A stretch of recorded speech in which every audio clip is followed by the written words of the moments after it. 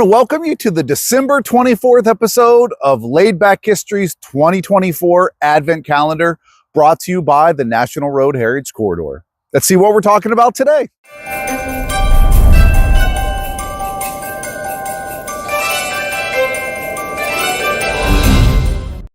So earlier in the Advent Calendar, we talked about the Summit Hill Climb.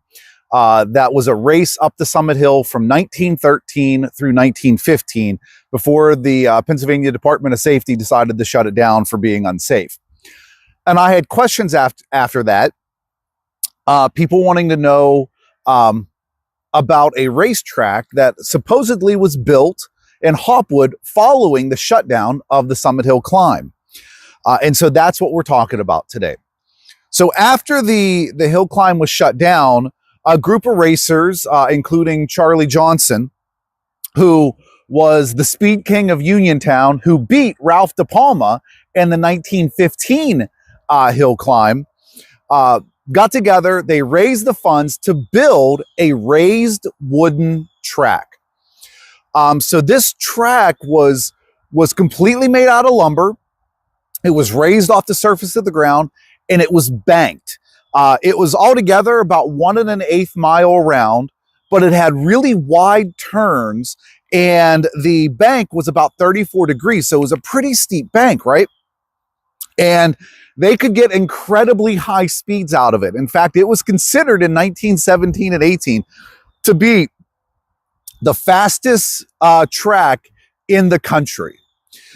So there were a lot of high speeds on this thing. In fact, Ralph De Palma, who was an IndyCar champion, in 1916, he recorded a lap at 105 miles an hour. Now, that's fast today. That's pretty fast today. But think about what they were doing up the Summit Hill in the climb.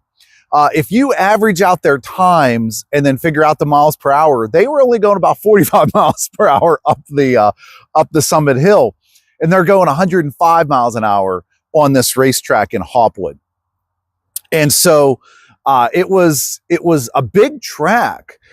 It sat off the National Road, between the National Road and the what is now the Uniontown Golf Club. I think it's not far off, what was it, Byrne Avenue. But racers came from all around. Just like the Summit Hill Climb, you have some of the top name racers. I mean, Ralph De Palma wasn't even the only IndyCar champion. You also had Tommy Milton. The Chevrolet brothers were there. Jimmy Murphy, Barney Oldfield. And Barney Oldfield actually has another connection to the region, because he once raced Dutch Thompson, who was one of the early birds. Him in a car and Dutch in a plane, they had a race, which was won by Dutch, at any rate. But these racers came from all around to race at this track. And the track ran from 1916, when it was built, to 1922. It was called the Uniontown Speedway. And basically what ends up happening is by 1922, it's a wood track. It's out in the weather. And so it was in need of major repairs, but they weren't able to raise the funds. They had one final race with the idea that they were going to be able to raise the funds, but they weren't able to. And so the Uniontown Speedway Association had to declare bankruptcy, and the track shut down. I do believe there's a rumor that Charlie Johnson actually made off with the winnings, or with the income from the earnings from the final race, but I really have no proof of that. But you know, it's a fun rumor. So, but the Uniontown Speedway, I mean, the fastest speedway in the country, from like 1917 and 1918, it was considered. So, reaching speeds of 105 miles an hour, that's pretty good. And it was dangerous. I think it was five people were killed for the first race, and a couple of them were spectators. And that continued on. You're going to see several more deaths that would occur, not only racers, but spectators at this course. So because it was so fast.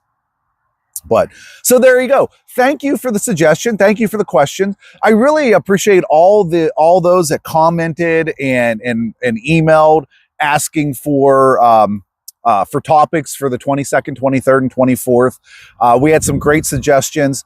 In fact, some of them were really good. I just didn't feel like I could do them justice in 3 to 4 minutes. And so I want to make longer laid back history episodes out of them. In fact, I want to do a longer episode on the Summit Hill climb and the Hopwood, the racetrack in Hopwood, just because I think there's a lot more to tell. So, but at any rate, I'm glad you guys have joined me for these episodes the last 24 days. There will be a special episode tomorrow on the 25th. I always do something a little bit more from the heart.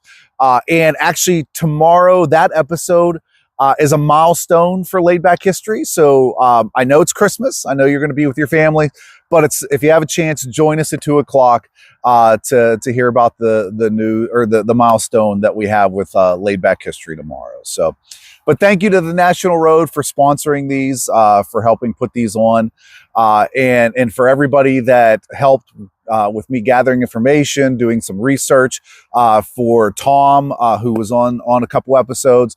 I really appreciate it. A lot of great comments about Lucy.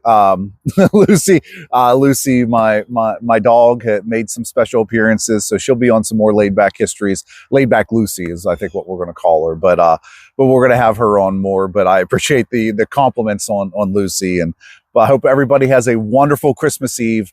And I will see you tomorrow on Christmas Day for the final episode of Laid Back History's 2024 Advent Calendar.